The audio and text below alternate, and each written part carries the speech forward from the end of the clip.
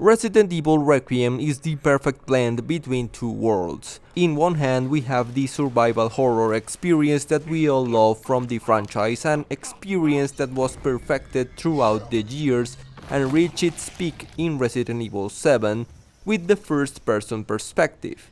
An approach that I don't like that much, but that works flawlessly to convey a tense atmosphere. And on the other hand, we have a polished action-packed adventure that will make us release all the tension accumulated in the other half.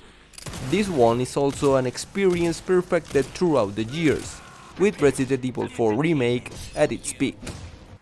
We are often told that for a game to work, the developers need to focus on one concept and deliver a cohesive experience from start to finish. That having two conflicting and very different game styles is not the way to go. But once again, we only need to have one developer to take the risk to change the mentality and give the players a new experience by combining two different concepts. And it works, only because it's done with attention to detail at every angle. When we control Grace Ashcroft, we are in for a treat filled with despair and tension. We are put in a situation that tests us to the limit while we explore a care center filled with danger. Very few resources, inventory management, smart puzzles, and careful exploration. Just like any other Resident Evil, focused on the evil part. The good thing is, this time we are able to choose if we want to play in first or third person. For me it was a relief. Despite not having strong opinions about either of the options, I do prefer to see the character I'm controlling. Besides, the animation work and models for this game are stunning to say the least, and I don't wanna miss that for a second. When we control Leon, we are in for a treat filled with excitement and aura farming. We are no longer thinking about inventory or resources, we are only thinking about reaching our destination in the most spectacular way possible, using parries, headshots, and round kicks. Remembering at each moment that we are controlling a character that somehow has grown alongside us, and the game enhances that experience with a barrage of nostalgia by letting us explore the iconic RPD and a very big segment of the now destroyed Raccoon City. Classic enemies make a return and everything feels fresh, fun, and emotional. Both worlds are very different, but thanks to a mostly coherent story and gameplay elements that are no alien to the franchise, they coexist in the best way possible to deliver an amazing experience that, despite its flaws, yep, it has a few of those, manages to be innovative and cements the game as one of the best of the starting year. The visual fidelity is crafted to make us believe that we are really exploring an abandoned hotel, a zombie-infested care center, and a city destroyed by a thermobaric bomb. From the models of the enemies to the reflective surfaces and the hair of the characters, everything is there to offer top-notch graphic quality.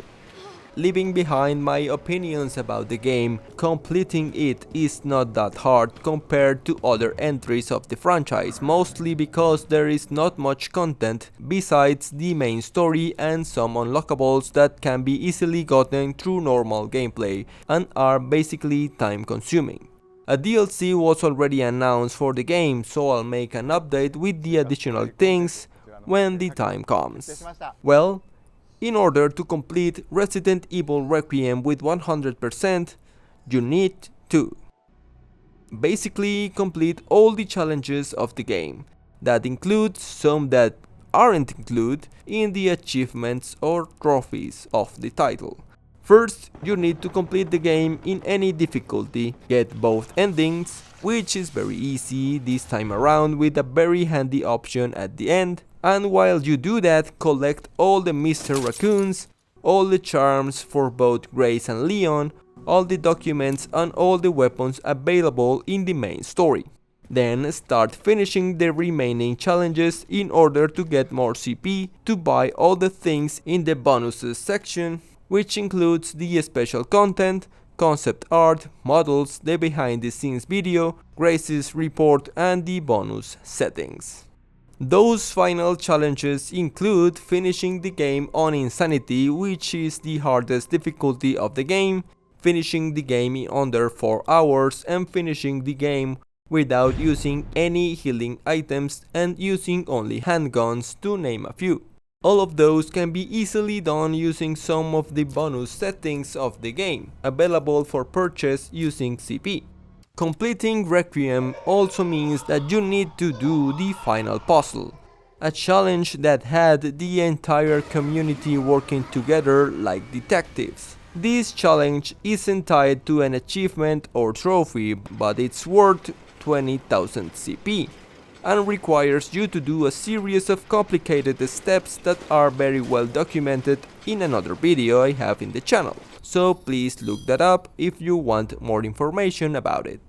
Completing all the challenges and also buying all the bonus content still leaves you with 20,200 CP, which we assume are going to be used when the DLC drops. We'll see what else we can buy, but there's still time for that.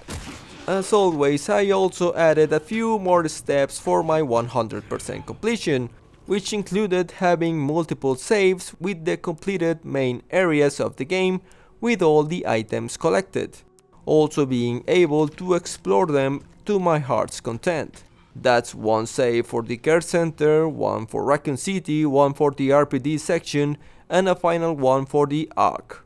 Also a final save for Grace to show all the collected items in her inventory, and also multiple saves for Leon, in order not only to showcase the completed files and items, but also all the upgraded weapons in multiple saves. So in one save I have the Requiem fully upgraded among the alligator snapper and the hatchet.